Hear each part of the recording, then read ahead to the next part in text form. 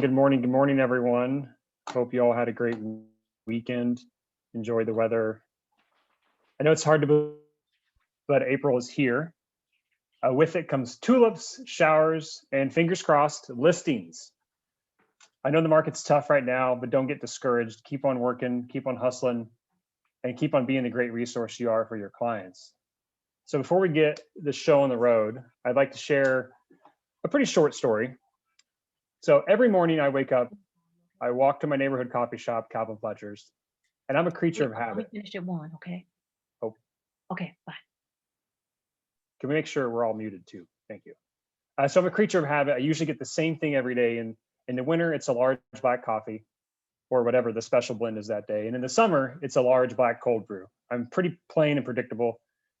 The staff and the owners, the Litzies, know me very well. I know exactly what I want every morning.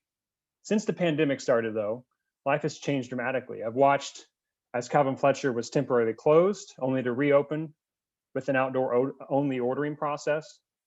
The front door was refashioned as a window with a plexiglass wall. And on that glass is a drawing that says, please consider your neighbor, with a picture of a mask. So when you talk to the staff, you're separated from them. That plexiglass is now on the inside of the shop, and it separates the staff from the public, but it still says, please consider your neighbor. I look at that every single day.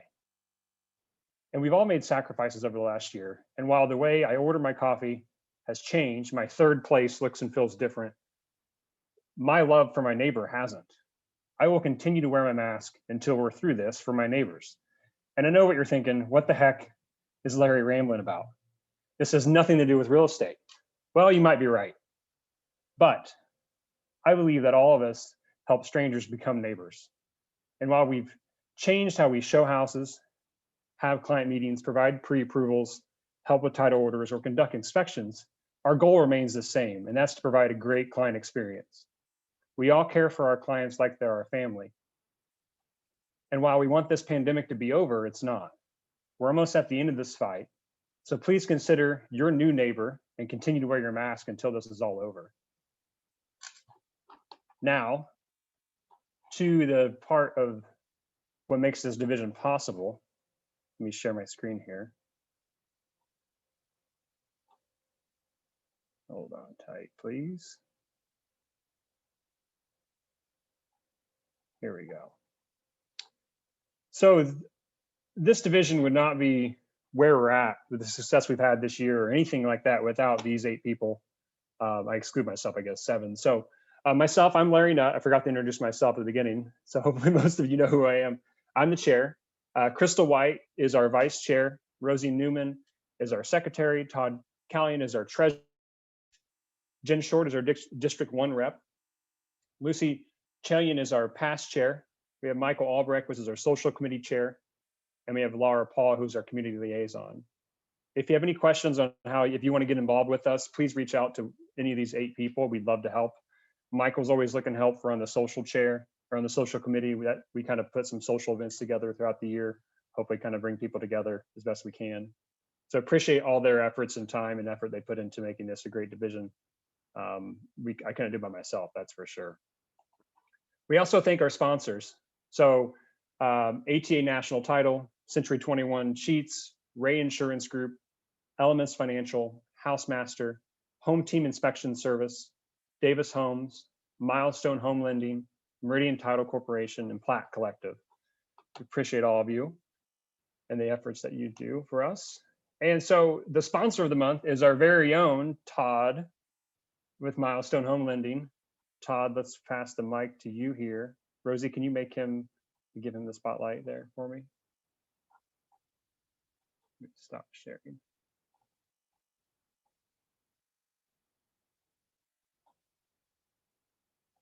Todd, the floor is yours.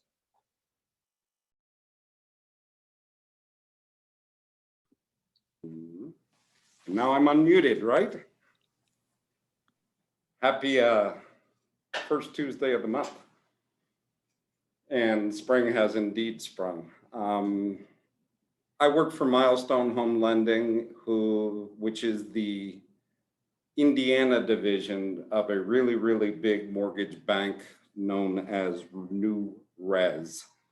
Across the country, New Res averages about $3 billion a month in mortgage loan closings. That's crazy. But you know, we are the investor on our loans, and I've been doing what I do for a long time, and I, much like Larry, have the heart for home ownership. I think it's a really, really big deal. I saw a statistic recently from our federal government that says that the average net worth of a homeowner in the United States is 40 times that of a non-homeowner. That's big, really big.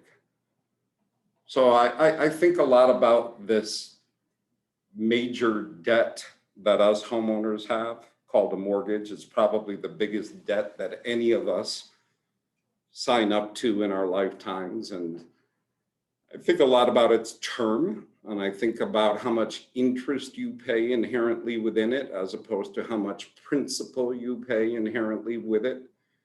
And I do strange things accordingly, like I do a lot of 25-year mortgages, because I know how much interest you will have paid versus how much principal you will have paid only 5 years from now, thinking about term. And I don't just do it because I think it's a good idea for the consumer. I also think it's a really good idea for the real estate industry.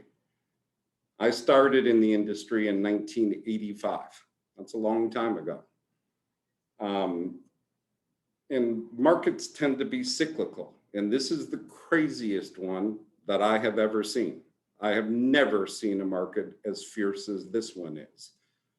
But I have a fundamental belief that it will cool because markets are cyclical. And I say to people, you shouldn't always count on the market to give you equity. You might want to think about giving yourself some.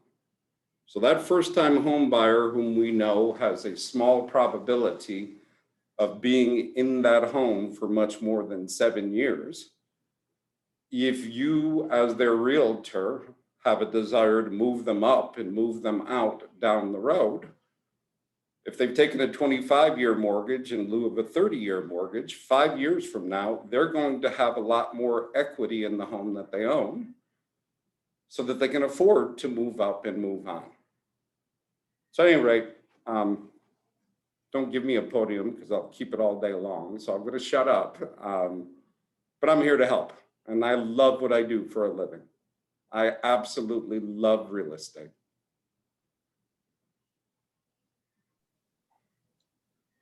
Thank you, Todd. Appreciate you. If you don't know Todd, Todd is one of the biggest servant leaders that I think I know. We're all better to have him involved with the downtown division, and thankful for him as well. If you have questions on how to reach him, be sure to reach out to him on the chat here or message one of us. We can help putting you in touch with him as well. So appreciate you, Todd. All right. So back to this slide here.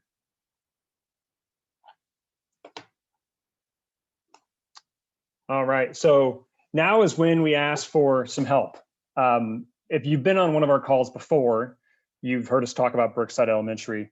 If you're not and you're new, Brookside Elementary is a school within our downtown area on the, obviously Brookside Park area. We raise funds every month for them for a numerous amount of things. One of those things is the Eagle Store.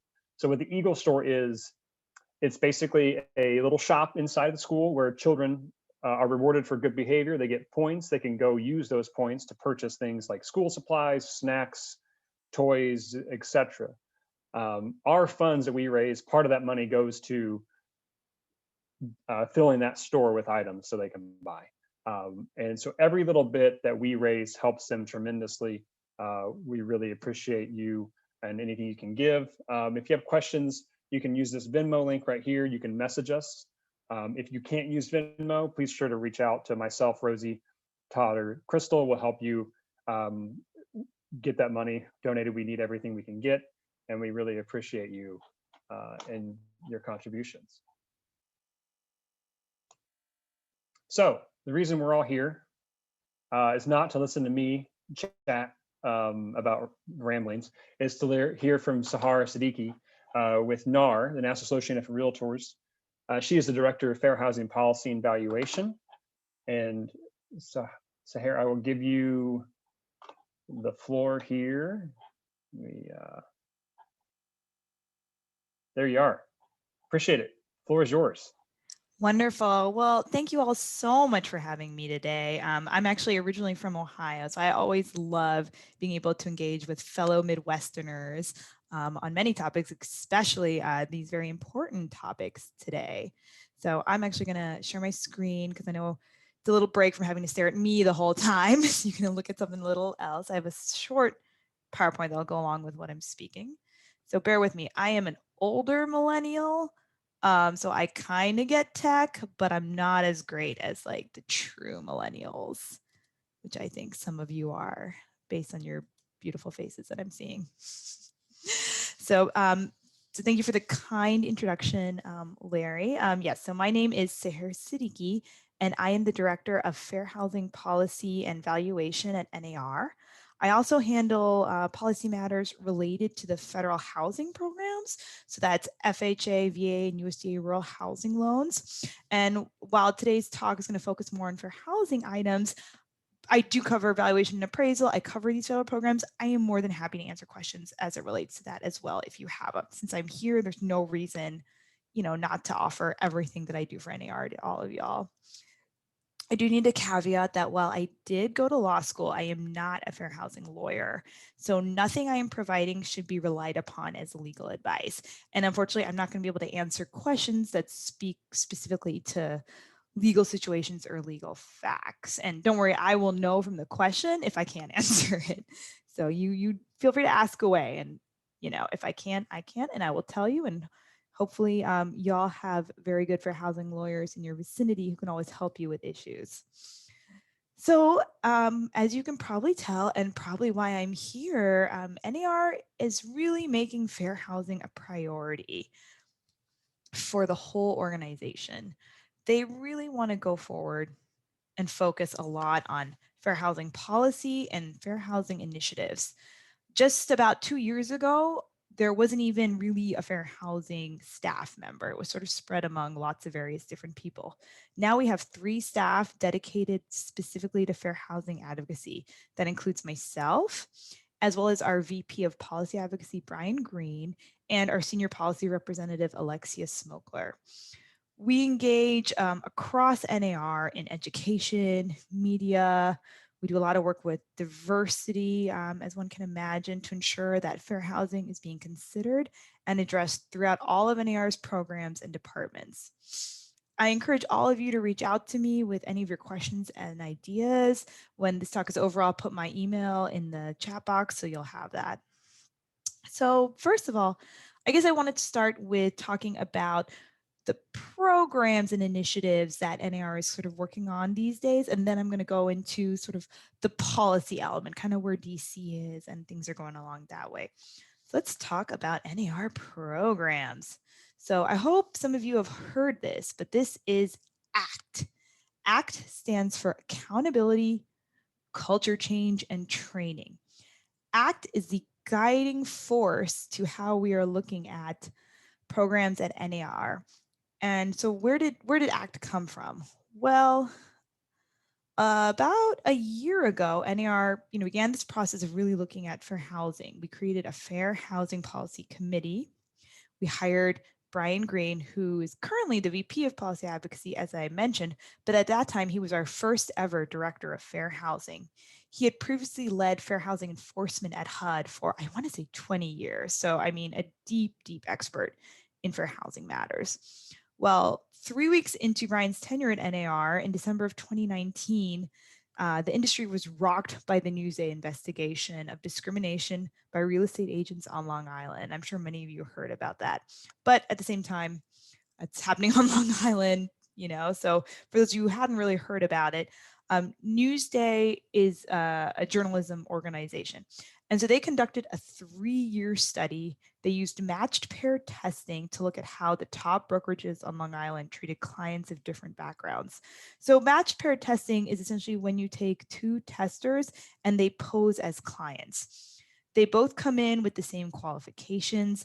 We even dress them the same, and they're looking for the same kind of house. The only difference is something visual, such as the race or their national origin. So something in one of the protected classes of the Fair Housing Act.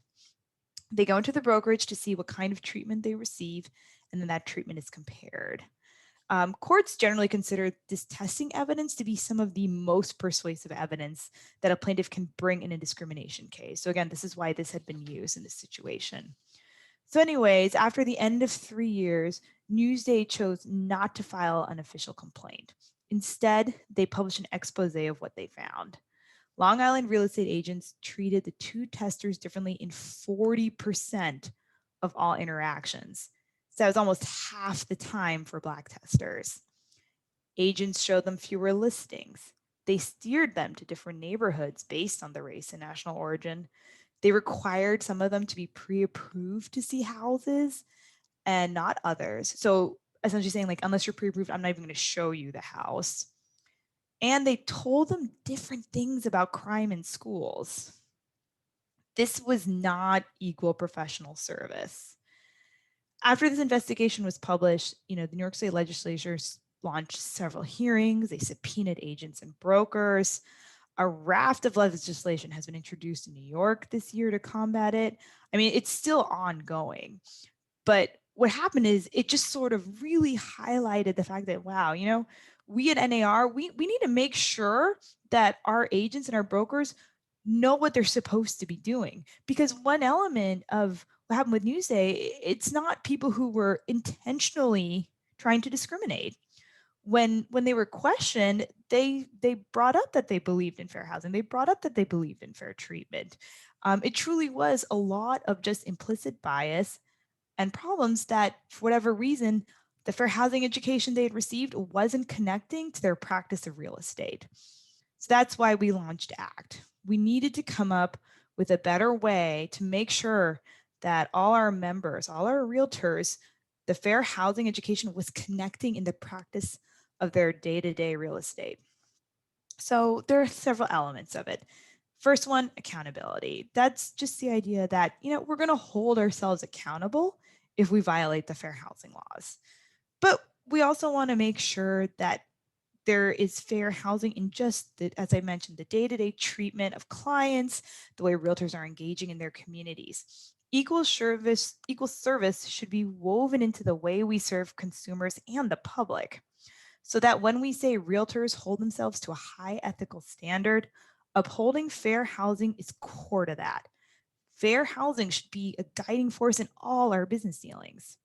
Making homeownership available to the broadest group of qualified buyers is good for business, it's good for communities, it's good for the whole community. So, what are some of the recent actions? Sorry, this just made myself laugh. I know it's corny, but I love it.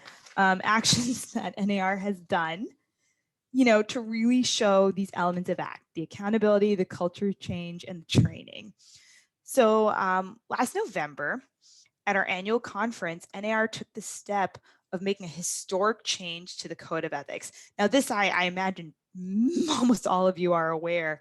The board of directors extended the application of Article 10 in the Code of Ethics of discriminatory speech and conduct to members' actions outside of the real estate practice. So the new standard 10.5 states, realtors must not use harassing speech, hate speech, epithets, or slurs against any protected classes under Article 10. So NAR's protected classes, just so you know, are race, color, religion, sex, handicap, familial status, national origin, sexual orientation, and gender identity. Those actually go a little farther than the full text of the Fair Housing Act, which doesn't explicitly state sexual orientation and gender identity. Although there's some, you've probably seen in the news, some discussions of that I'll get to later. This was a big deal because this means things that realtors put on Facebook, things that they tweet out that have nothing to do with their real estate brokerage, but it's just attached to their name and out in public, they can violate 10.5 now. And not we, but I mean, really you, the members, this came from the members, this is the board of directors, it's just showing like how important it is that realtors really, truly uphold their code of ethics, uphold their standards. Realtors are a part of the community, but they're leaders in the community in so many ways. So, I mean, just seeing what you guys were doing today with focusing on the school and all the work, in Middle Indiana, it's important that we make sure that our realtors are upholding their best and doing their best. In addition, another big accountability action that also happened last fall was that President Charlie Oppler apologized on behalf of the entire realtor industry on his first day in office. It was during a virtual fair housing summit.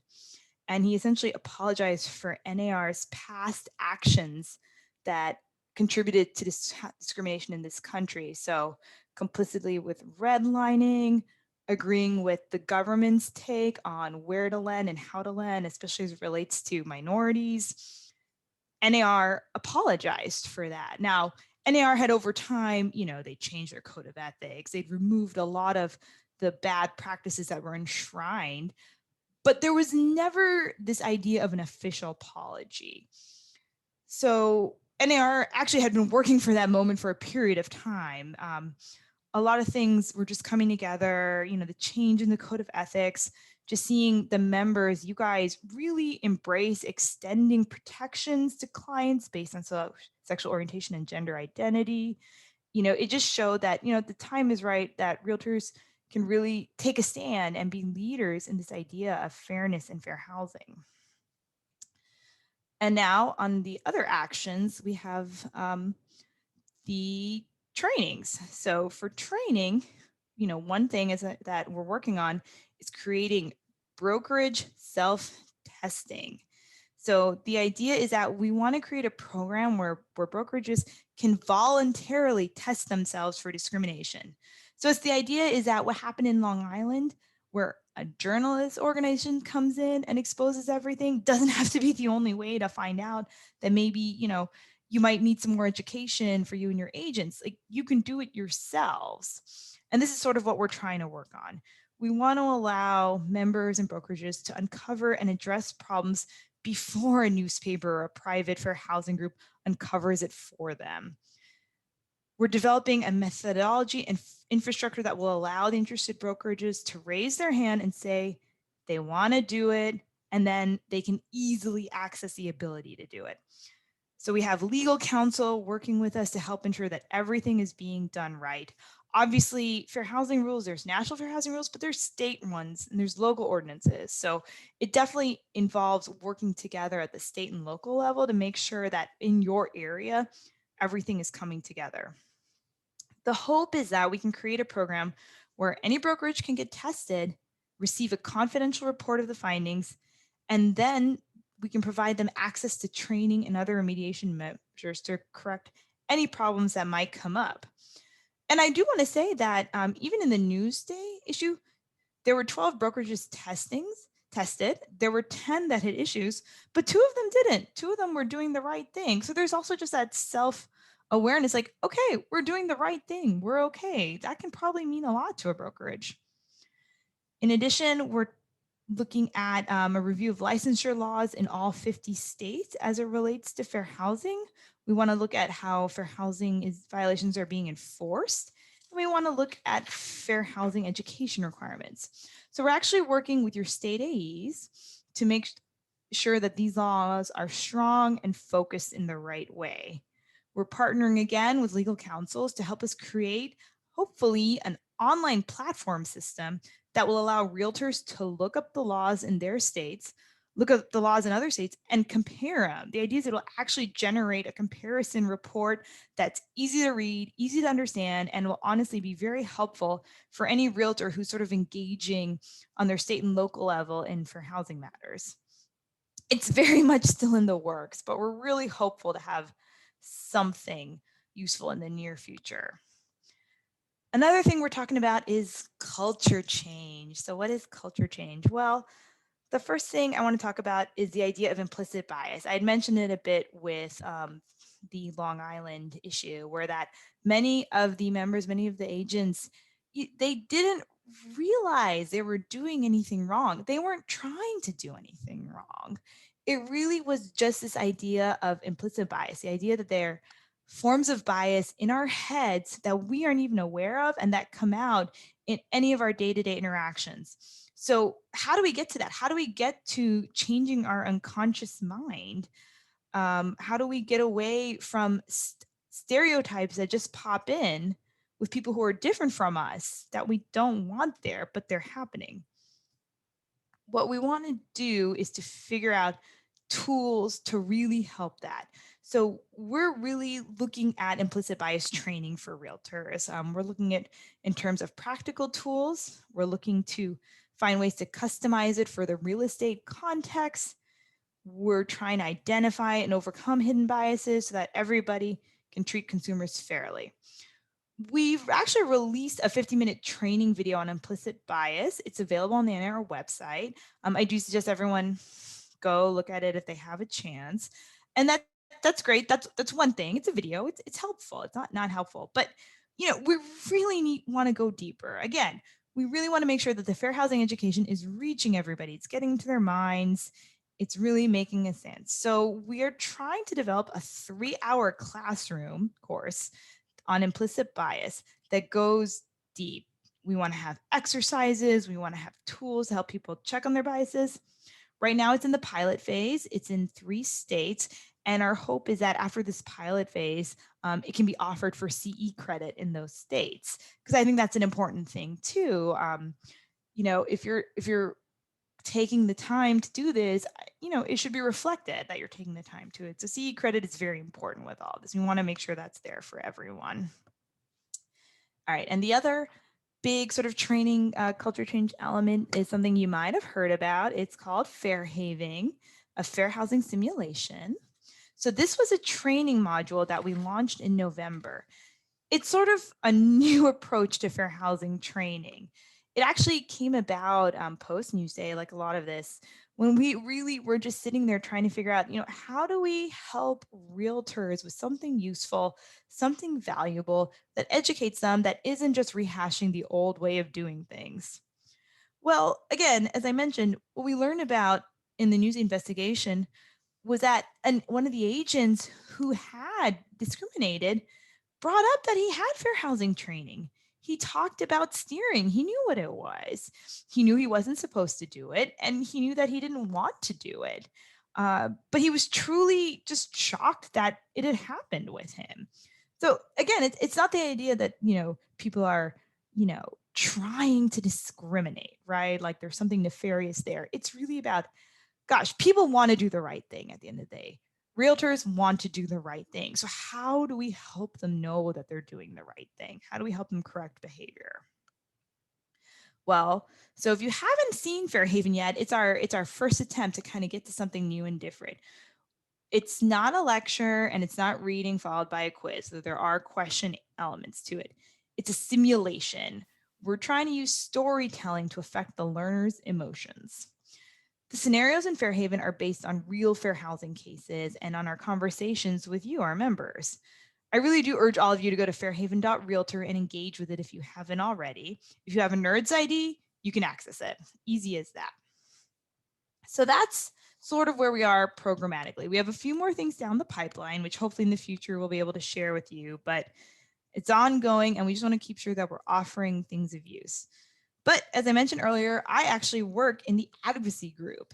And so most of my day is focused on policy. So I'm going to give you some key facts and figures in a bit. But before that, I'm going to talk a little bit about where we are. So for today, for this spring, and we're sort of focusing our policy under 3 big umbrella ideas. These ideas are sort of with an eye to when we have our May Hill virtual meetings. And think the first one is, of course, ensure fair housing for all.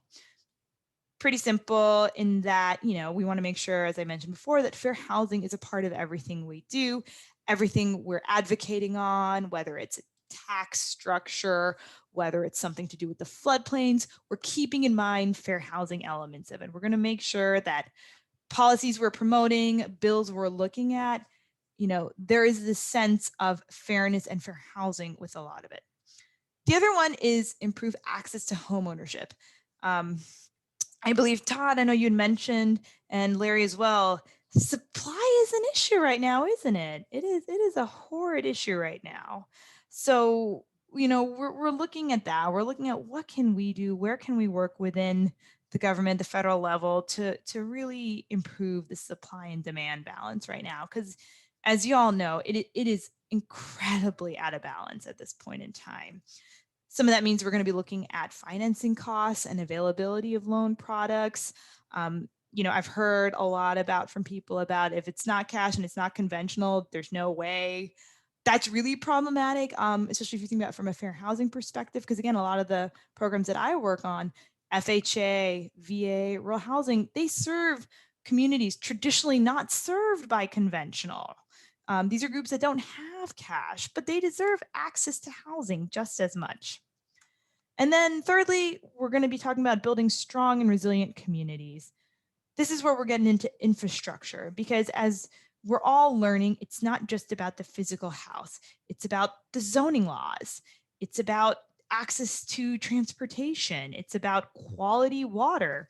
It's about flood insurance. There's so many elements that go into our communities and to keep them strong and resilient that affect housing as a whole. All right. And of course, being NAR, one of our guiding forces in policy is data. I have a lot of data to share with you right now, so bear with me, but it's important, and I think it helps everyone kind of understand kind of the need for a lot of what we're working on right now. So on the screen, I've put up a few of what I think are sort of the key ones, just if you want to jot that down or have that there, but I'm going to read a little bit more than there. So, I think the number one thing mentioned a lot, supply is incredibly low and demand is incredibly high. Properties were typically on the market for 20 days compared to 36 days in February of 2021 compared to 2020. February's existing home sales rose 9.1% year over year. The national median existing home price for all housing types rose to $313,000. That is up 15.8% from a year ago. When I saw that number, I was just flabbergasted, because I just think that's the median. That's the middle. And I can't imagine that being the middle in so many communities and with so many incomes in this country. Home prices are just escalating and escalating and escalating. We're actually in the 108th consecutive month of year over year gains. And then we've got the supply. Compared with February of last year, inventory levels dropped 29.5%. That's almost a third drop in available homes. This would also mark 21 straight months of decline in supply. So we're hitting almost 2 years of straight decline in supply. Right now, given the inventory we have, it would take 2 months to sell it all. That's nothing. That scares me when I think about housing and home ownership. And as mentioned, again earlier, how important home ownership is for wealth generation. Just so you guys know, for example, I'm going to go now into a few little more details about home ownership as it relates to racial groups. Again, going back to our fair housing thought. So for example, the average US home ownership rate was about 64.2% in 2019. At 69.8%, the rate for non-Hispanic white Americans is actually higher than that national rate. So where does the national rate come from then? What's bringing it down? Well, the Black homeownership rate is at 42%. That's a gap of almost 30% between Black and white Americans. The homeownership rates for Asian Americans is roughly 60% and Hispanic Americans is 48%. In addition, Black applicants were rejected for mortgage loans at a rate 2.5 times greater than white applicants. So 10% rejection rate versus a 4% rejection rate. Nationwide, about 43% of Black households can afford to buy a typical home compared to 63% of white households. So another very large 20% gap there in access. In addition, Black households are more than twice as likely than white households to have student loan debt, 43% versus 21%, with a median student loan debt for Black households of $40,000 compared to $30,000 for white households. And as we've seen in a lot of our research, student home debt is one of the biggest hurdles people state for saving for their down payment. This is a real problem. In addition, Black and Hispanic Americans at 15% and 10% were 3 and 2 times as likely than white and Asian Americans to tap into their 401k or pension funds to find a down payment source for a home purchase. And while homes are great for wealth generation, their overall wealth growth, when you do that, really can negatively impact their savings. You don't want to take the savings in one to make savings in another. You want to be able to have savings in both. Conversely, almost 4 out of 10 white Americans were able to use funds from the sale of their primary residence to service the down payment, but only 20% of Hispanic Americans, 18% of Asian, and 70% of Black Americans were able to do that. So this is our data for right now. And that was all NAR data. Now, I also, sort of looking around, I thought it'd be interesting to think about the future. NAR doesn't do quite as much data pushing into the future. So I'm now going to share some data actually comes from another entity, the Urban Institute, which is a partner of NAR that we work on with many different collaborations. So, one thing that they're predicting is that from 2020 to 2040, the net growth in homeowners will be almost entirely among people of color, especially Hispanic homeowners. They anticipate there will be 6.9 million net new homeowner households over the next 2 decades. But during that time, the number of white homeowners will decline by 1.8 million. However, there's also going to be a decline in homeownership rate for everybody. For example, they expect that Black households headed by 45 to 74-year-olds will see their homeownership rate fall well below what has historically been. And you're going to see an incredible rise in the number of Black renters over 65, doubling from what is currently 1.3 million to what they imagine will be 2.6 million in 2040. Now, I mean, again, generally speaking, you don't want to see somebody become a renter later on in life out of financial necessity. I mean, it's one thing if you're doing it because you just, I don't know, want to rent a house on the beach, fine, whatever. But if financial necessity forces you out of ownership into renting in your later years, that is a real concern for your ability to sustain yourself when you probably are no longer working. In addition, the Urban Institute saw that that in the age group younger than 75, while homeownership grows, the overall homeownership will decline. So you're going to have an increase in homeownership because the population is increasing, but the percentage of the population that is a homeowner will be less. That is also something we don't want to see. The concern right now is mostly for people who were 25 to 44 in 2010. So I think those are basically your millennial generation. That's sort of the group that seems to just be hit by everything these days financially. And it's problematic because that's also the largest generation right now. So if we're seeing a future where the largest generation does not have the stability of home ownership, what does that mean for the government? What does that mean for programs? What does that mean for the economy as a whole? It's really concerning. Now, again, these are all projections in the future. There's a lot of discussion of how useful and reliable projections in the future are when it comes to stats, but I just thought that's it just really hit me that, we really have to think about what's going on in our world today with homeownership. And then I bring it back to, you might be thinking, okay, this is all really interesting. Again, what does it have to do with fair housing?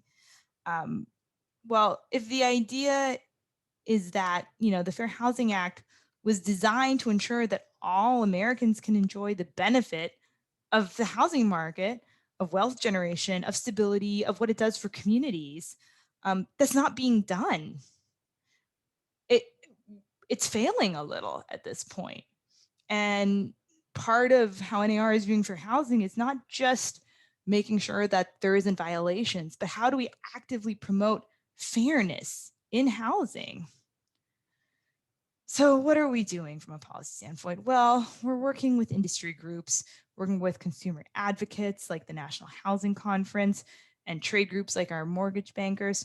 We have our friends in NAREP and NAREB to develop legislative and regulatory solutions to this homeownership gap.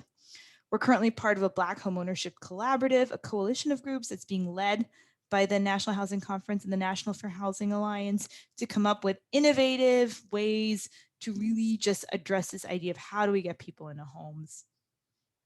We are looking at lots of different areas, and not just we, Congress too. About a month and a half ago, the House Financial Services Committee had a hearing on an idea of lending discrimination.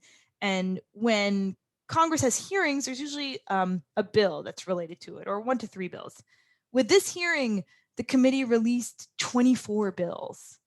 That is a huge number of bills. And these bills were looking at government-sponsored down payment assistance programs. They were looking at improving diversity in the lending institutions, improving access to credit, fostering acceptance of alternative forms of credit, such as looking at rent payments rather than credit card. You know, we're working on the Hill with just some simple changes, such as, you know, FHA, for example, doesn't use people's actual student loan payments to calculate how student loan debt affects the loan. We think they should. It shouldn't be some theoretical amount of what you're paying. It should be what you're paying.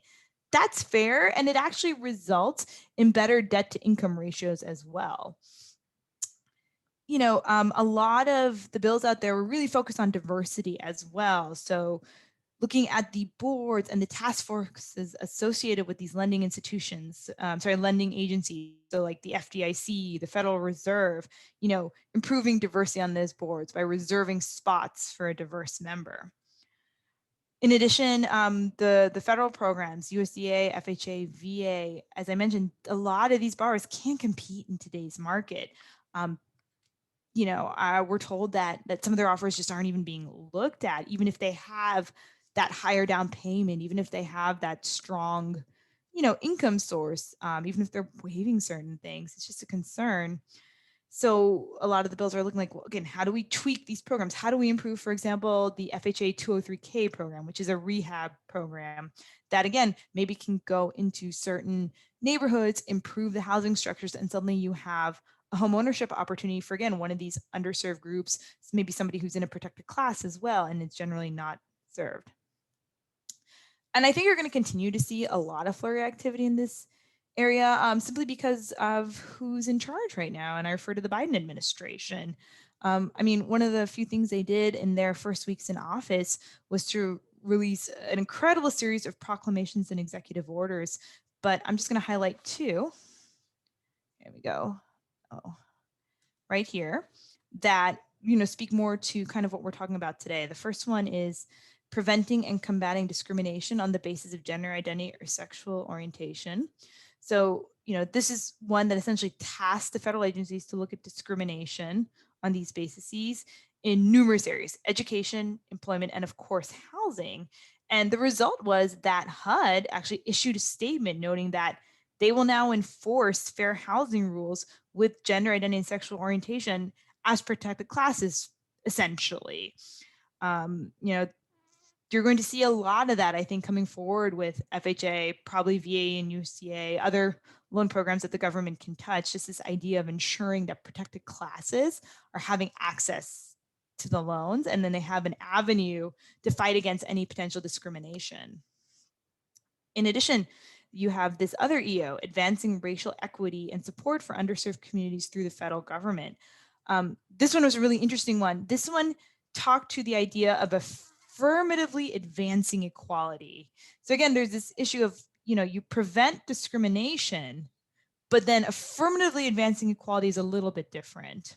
That's, creating programs, policies, practices that sort of go to historical wrongs, such as redlining, such as discriminatory lending practices, and trying to rectify, the sort of continued domino effect that those policies have today, even though they're illegal.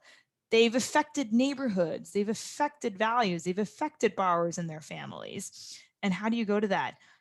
So, from a housing perspective, one of the first things that happened when this EA came out is that, it directed HUD to review the affirmative furthering for housing rule that had been sort of withdrawn under the Trump administration, and also to reassess the disparate impact rules that had been proposed by the Trump administration. So it'll be interesting to see from our policy perspective where those land and what's going on with that. I know that's going to be a big issue. For example, our Fair Housing Policy Committee will be looking at that for a while. In terms of going to the Hill, let's do this one. So here, I'm also looking at the time. So another area of interest, and again, this just sort of covers my two areas. I cover appraisals and I cover fair housing. Some of you might have heard in the recent media about bias in appraisals. So this is another sort of fair housing issue NAR is looking for. I've put up two sort of examples. I'm not going to read them to you, but you can see kind of what we're coming from. The general idea being that, a minority homeowner received a lower appraisal in a neighborhood that might have been predominantly white, and that just didn't match the surrounding homes. And at the end of the day, the only reason they could come up with that was that it was bias and discrimination. Now, what's interesting about this is that the appraisal industry itself is kind of a little different. It functions a little different when you think about agents and brokers. They don't have direct contact with buyers and sellers. Appraisers are engaged by the lender to come in and offer essentially an assessment of a house that's supposed to be free from any concerns except about the house. But as we talked about before, implicit bias exists in everyone. And it's kind of created a real reckoning in this appraisal industry, as it might have been an area that they never really thought about. From what we can tell from our cursory review, there's not a lot of fair housing education for appraisers out there. But, to be fair to the industry, a lot of the major groups have really took it upon themselves to, assess that, hey, there's something going on and we really need to develop education so that our appraisers, aren't being affected by unconscious bias. We really need to ensure there's diversity in our profession. It is a primarily white male profession, and I think that is something they're working on. And NAR is actually engaged with a lot of these appraiser groups. We actually have appraiser realtors. So there are about 25,000 realtor members who are appraisers. And everyone is sort of working together to kind of really address this issue and ensure that, it's just one of many ways where discrimination can enter the housing transaction. And we really want to prevent that from happening.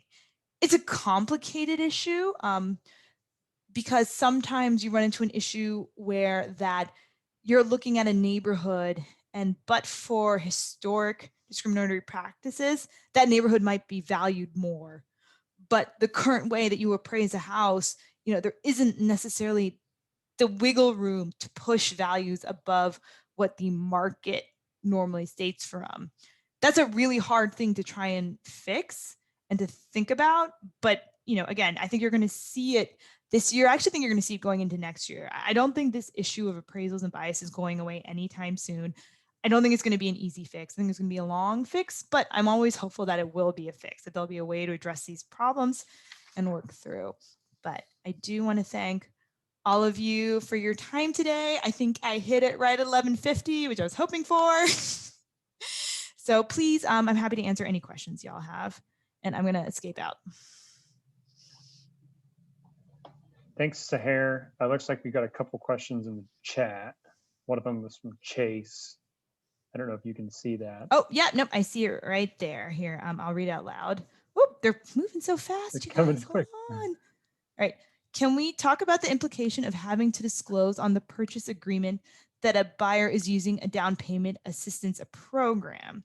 It is discriminatory in my experience. Yeah, so this is a really interesting one because theoretically, it's just financing, right? Like it's part of financing. It shouldn't have any bearing on what part of a protected class you are. But as you've noted in life, people are associating down payment assistance programs with, you know, color of somebody's skin or an ethnicity or something. So yeah, that's absolutely something, you know, we have discussed and run into. And unfortunately, I don't have an answer for you in terms of, yes, we're going to say they shouldn't do it, or yes, you know, we're going to keep allowing it.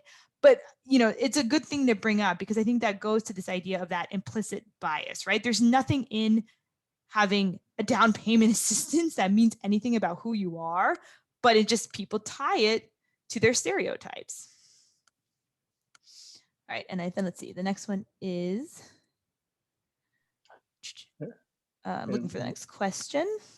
Yeah, it looks like we had a question about the presentation, but Rosie chimed in on that one. Oh, okay, good. Yay, cheers to older millennials like that. Oh, somebody shared a comment. The fine print on a purchase agreement always is insightful. The one we all use does not ask if the borrower is using down payment assistance. It asks if the borrower is using a down payment assistance program, which requires a home inspection.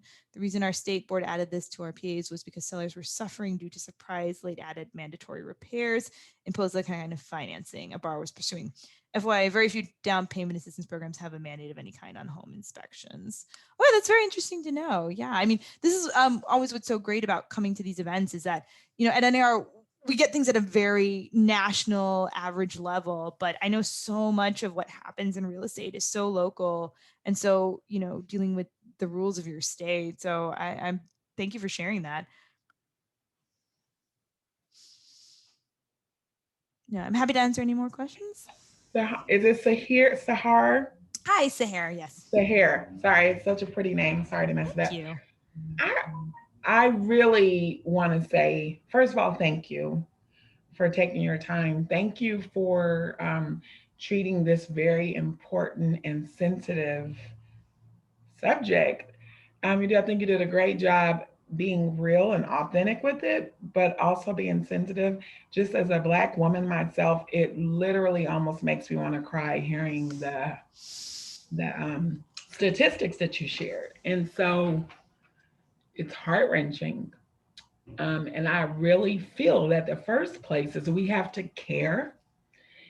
And thank you for, you know, sometimes those things are a little uncomfortable, or people don't want to hear those, but first we have to care. And numbers are important when we turn them into people, into faces. And for us realtors to really realize just how powerful and significant we are.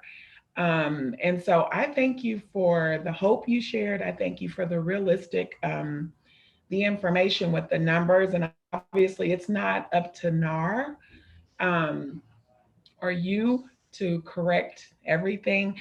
But as us locals here on this, it is up to us to care about our neighborhood, about our community, about our people, and that are in the neighborhoods in which we live in, to first of all care. I think once you care at first, I think from there the actions start to get better. But thank you, because it's not enough to not want to be racist or not want to discriminate.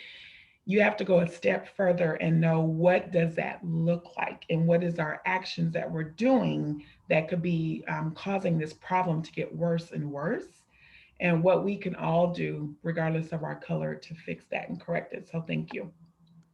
No, thank you. That was a really insightful comment. I appreciate you sharing that with everyone.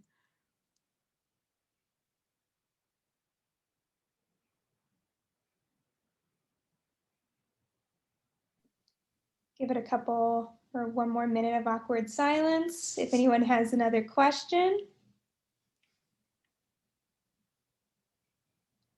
So we got one in the chat. I'll go ahead and ask break the awkward silence with an awkward question. So I have clients and or just people who are interested in real estate generally, right? So just having a conversation, who have made comments like, hey, you know, and this is coming from, so a young white couple. I was doing open house in Broad Ripple, which is a very diverse community. And their comment was, hey, you know, I really want to live in a diverse community. I don't want to live around a whole bunch more white people who look like me. And so I'm like, okay, awkward. I don't know what I say. It's going to keep me from like getting in trouble. They're already at an open house, you know, all of that. So, and they know the diversity of that particular neighborhood. But I'm wondering, you know, as I'm dealing with more and more people who are looking for diversity, you know, what is the best response? Because of course I can say, yeah, you can go to savvy.org and like look up demographics and that kind of thing. But in that moment, I think I'm looking for kind of like my soundbite response. And then conversely, from clients that I've had who are Black, who are saying, you know, I don't want to live near people who are flying Confederate flags. Can you keep me out of those neighborhoods? Because I don't feel safe there. And so those are, you know, I think are very real and valid concerns. You know, I know too that could maybe be considered steering. So, you know, I'm always encouraging people to look up their info, but at the same time, like if we happen to be in a neighborhood and we see, you know, a Confederate flag or some other symbol that could illuminate, you know, the potential for racism or in their perception, you know, do I point those things out? Do I pretend like I don't see it? I mean, like in the moment, what are the realities for us as realtors to keep our clients safe and give them the experience that they're looking for in their home? I mean, we're not talking about a car purchase from, you know, maybe some jerk. This is where they're going to live for the next, you know, 10, 15, 20, whoever knows years. No, I mean, those are really, really good things to point out. And actually, the one I would also add to that is the school question too, because I also get a lot of members asking about the school issue as well, which kind of flows into that, and having, you know, diverse schools or a certain type of school that they want that, you know, does eventually tie into a protected class. So again, not a fair housing lawyer, so I don't want to give too direct of an answer, but I'm gonna give some comments based on what you said. And you know, one thing keep in mind is that when it comes to the Fair Housing Act, it's about not discriminating against a protected class, so not preventing that protected class from having access to housing. By all means, you know, we can be supportive and promote, you know, classes, right? Like we can always say good things about groups or about a variety of groups. It really is, when you're talking about fair housing, is like you want to make sure you're not keeping the client from something they want because you are making a judgment based on their status. And you know, we get this all the time. We want, you know, people just want like, what can I quickly say? What can I quickly say? And unfortunately, it is so hard because so much is so fact specific in these situations. But I'm going to the thing about the Confederate flags is, you know, there was actually recently a listing, and I believe it was in Maryland, and one of the rooms in the photos had Confederate flags all over the place, and that listing had to be taken down because the Confederate flag, and I believe there is, I don't know if it's cases or if it's you know, things that HUD have done, again, because I'm not a fair housing lawyer training, but the existence of that image in a listing has the effect of telling someone that you're not welcome in this house and telling them that they're not welcome based on their status in one of these protected classes. So you do not need to defend the Confederate flag, if that makes sense. Like you do not need to protect it by any means, because the Confederate flag is the problem. The Confederate flag is what's violating the Fair Housing Act. So if you see it, you can actually point it out because that is what is causing the problem. So I wouldn't worry about that one. I appreciate that, Sahar. It's definitely case by case, and there's just some really awkward conversations sometimes that maybe if I weren't a realtor, I'd be more free to say more stuff, but I am a realtor, and so yes. I want to be, you know, adherent to the law and doing what's right by my clients. So yeah, and I know some states have a fair housing hotline for real estate. I don't know if Indiana does, but you know, for what it's worth, you know, every time I talk to an association, I mean, just if the association, right, like the staff, if you have like a fair housing attorney or some fair housing group that you really trust in your area that you could offer as a resource to the members, like we're all supportive of that. Because I think sometimes they're in the best place to give like this kind of very specific advice. Sahar, if I can, is it Kalia? Is that your name that just asked the Yes. amazing questions? Kalia, is that how you say it? Yes, it is. That's right. Awesome. All these pretty names, and I don't want to butcher them up. Can I, and please correct me if I'm wrong, Sahar, because I love to be corrected. Honestly, I will not be offended. But I bet there's a lot of people that really are like, oh, we want to hear the answer to her question. Like, and I get your position. So I'm just going to throw myself out there because that's just kind of how I roll. And I'm totally fine with being corrected. But I think it is such an important question that are real. And I think that now that we know there is an issue, I think that a lot of realtors are like, what can I do? What should I be saying? So number one, obviously I'm going to reach out to my board because obviously we need more training in that area. But two, I personally, what I've started doing, Clea, and other people that are on the call, is I ask more questions when they're saying, I want to be in a good neighborhood. Don't assume. I'm asking, what does good look like to you? What does that look like? If they start talking about crime or diversity as far as color, class, those are things that are at your fingertip with getting online and Googling or whatever. You don't necessarily have to have a realtor for that. And I am also very transparent in my stance of letting them know, you know what, I could get in trouble for dancing a fine line of steering you in the wrong direction or asking something. People get that. I don't think that there's anything wrong with being upfront and personal with your clients instead of making it like, I have this information, but I'm not going to share it with you. But to just be honest and very transparent to let them know, I understand what you're saying, but I want you to understand that as a professional, I am not legally able to give you some information on some of the things you're asking me. I am not comfortable and I'm not able to do that. Does that make sense? And so, but leading them and asking more questions. And lastly, I always encourage, drive by the neighborhood, drive by at night, drive by and see if you like the feel of what's going on in the evening or whatever, because what you don't want to do is later on, you don't want to be the reason someone bought and then later on regret it because they were holding on to something you shared. And so I just wanted to say that little piece for whatever it might. Yeah, that's huge. And thank you, Crystal, for helping me. I'm direct. And so I appreciate hey, I could get in trouble because it could be construed as I'm leading you one way or another, whether that's my intent or not.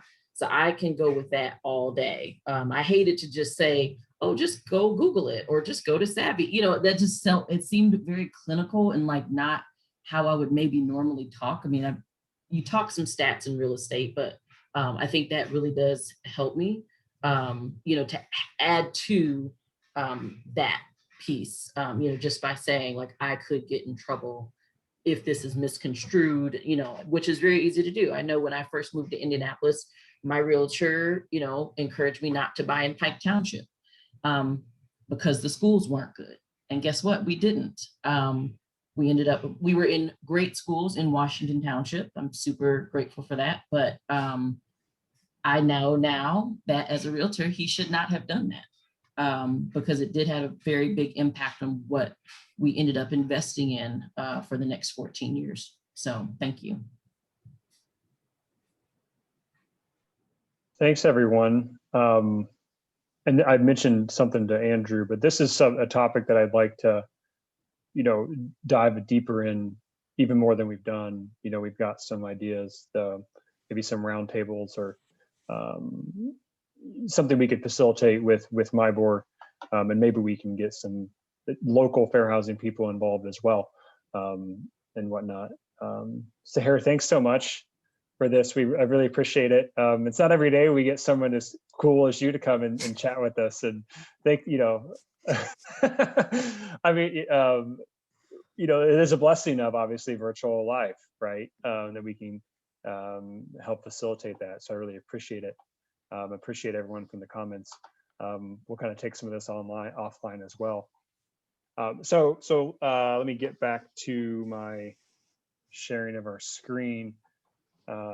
Actually, before I even do that, Andrew, Andrew, and then anyone, I think Gabby's on here as well from the foundation.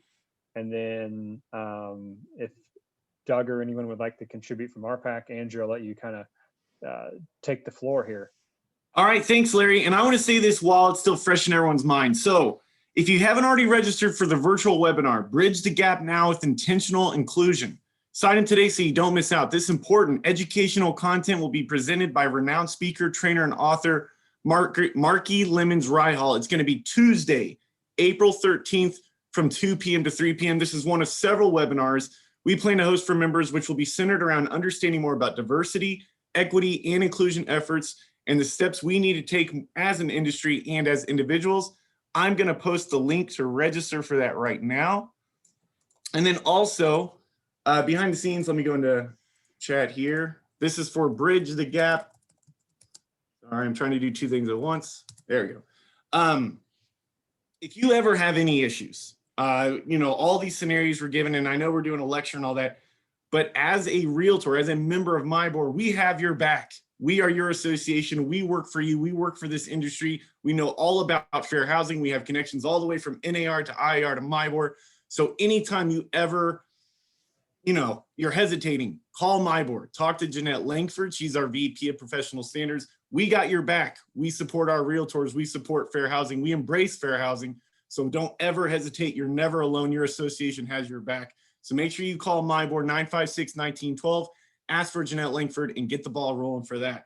Also, I just want to say, as a MIBOR employee, we didn't email Larry Nutt and say, you have to do a meeting on this. Larry Nutt and the other leaders of Greater Downtown have volunteered to use their influence and their platform for this very important topic. So major kudos to Larry to take your influence and provide such a great debate and topic for that. So thanks to Greater Downtown leaders. And with that being said, I'm Andrew Huber, and these are the headlines coming out of MIBOR.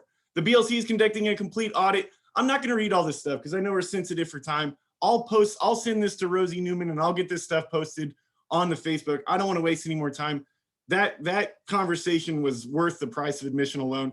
I'll get the important stuff out to you guys on your Facebook. So make sure you follow the Greater Downtown Facebook. And with that being said, I will pass it off to Doug Dilling to talk RPAC. Doug Dilling, you're up. I got a whole catch my breath. Thanks, everybody. This has been a really great meeting. And I go back to when there were 6 of us at the Scottish Rite starting the downtown division. And this is fantastic to see such a great turnout and such an important topic. I'm just going to pick a couple of these. I'm your RPAC representative. RPAC is looking for funds. They're not tax deductible, but I tell you, they make a difference. What has RPAC done? We were able to continue working through COVID-19 as essential workers. That was an RPAC thing. Those of us that are incorporated, C corporations, the qualified business income deduction is huge. If you're a C corporation, the first $20,000 of your net revenue is not taxable. That's an RPAC accomplishment to make sure that that happens. Local municipalities listen to us, the state listens to us. We really, really do an incredible amount of work to keep our craft important and relevant and free from taxes and free from meddling from municipalities. So when you get a chance, I just put a link into the chat. Make your contribution, please. Every bit helps. We're looking specifically for, $1,000 a year, $50 a year, $20 a year, whatever it takes. We need to get you involved in that. And we appreciate your time and hopefully you'll support it. Thanks. All right, and now talking Realtor Foundation. Gabby Benson, you are up. Hey, good afternoon, everybody. Hey, Downtown Division. I have 2 announcements from the Realtor Foundation. We have this April, it's April already, April 15th, 19th, and 20th. We're hosting a will and estate planning series presented by Chicago Title. Nothing's more important than having a plan in place for your future. And so we love to bring this content to our members as a free service to connect you with the resources you need to make some really good decisions for you and your loved ones for your future.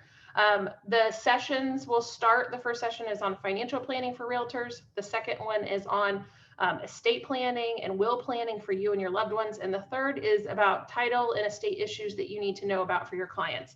I'm going to drop a link in the chat for you to register for that. It's all on Zoom. You can register for one or all of the sessions, and then it'll all be recorded and emailed to anybody who is registered as well.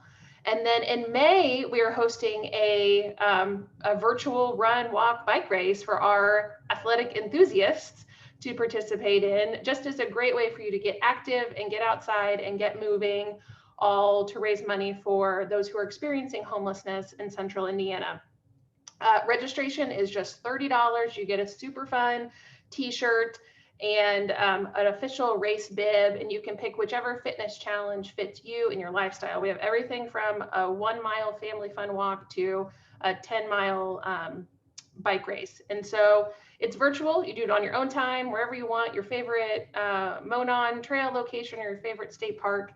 It's all fun just to raise a little money for a good cause. So I'll put a link to that registration in the chat. We're also looking for sponsors for that. If your company would like to do a little extra promotion and get your logo on the back of those super fun t-shirts. That's all I got. Thanks, Downtown. Thank you.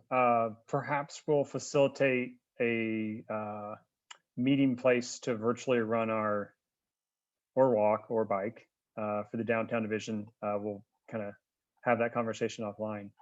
I appreciate it. Thanks everyone for contributing. So the moment that everyone stays on here, the 80 of us that stay, I know that you just stay here so you can see what we're gonna announce for our next month meeting, of course. So for next month, we have kind of staying on brand, the history of Indianapolis redlining. That's designed, that title, that's all this presentation, everything's put together by Jordan Ryan. If you don't know Jordan, they're a great resource for this kind of information, this kind of topic. I'm really looking forward to it. Maybe some of you have experienced this presentation, so you kind of know what to expect. For those who don't, make sure to register. We'll try to drop some stuff in your email box and everything like that. Same goes for the conversation coming up, the webinar series that Andrew mentioned. We'll be sharing that as well. Otherwise, that's kind of all I've got, unless anyone else has anything running woof. In case anyone has anything else to add, we appreciate you being here. Look forward to seeing you next month. If it's your turn to get a vaccine, please do so. Wear a mask, and see you soon someday. Appreciate Larry, it. can I say one thing? Yeah. MyBoard NextGen, we are hosting an Earth Day coffee tailgate in the parking lot of MyBoard, April 22nd from 2 to 4. Come as you are. Come one, come all. MyBoard parking lot, April 22nd, 2 to 4. Come get free coffee and enjoy the culture that is MyBoard NextGen. That's it. All right, that's it. Thanks, everyone. Have a great Tuesday, and congrats to Baylor.